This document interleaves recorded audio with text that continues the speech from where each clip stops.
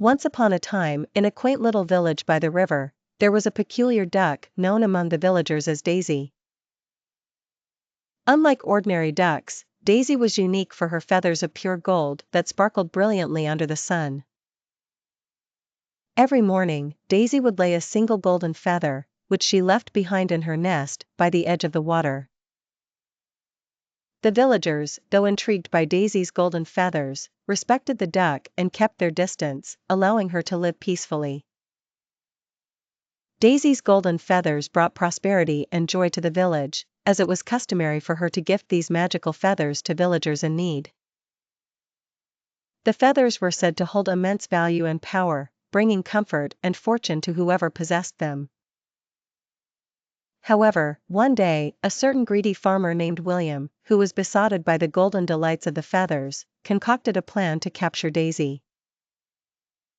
He believed that if he caught the duck and took all her feathers, he would become the wealthiest man in the land. William stealthily approached Daisy's nest under the cover of darkness and, with a swift motion, seized her. The village soon awoke to the distressing news of Daisy's disappearance. Daisy found herself trapped in a small enclosure on William's farm, plucked of her precious golden feathers one by one each day. However, as William continued his greedy hoarding of her feathers, he noticed that each feather turned dull and lost its golden sheen once detached from Daisy. Despite layer upon layer of plucked feathers, wealth never came, for the true magic was in Daisy being free. Consumed by his insatiable greed, William's farm began to deteriorate. His fields lay barren as he focused solely on extracting more from Daisy. The villagers, realizing what had happened, decided to rescue Daisy. Late one night, the villagers staged a daring rescue, freeing Daisy from her cage. They realized that true fortune lay not in greed but in Daisy's freedom.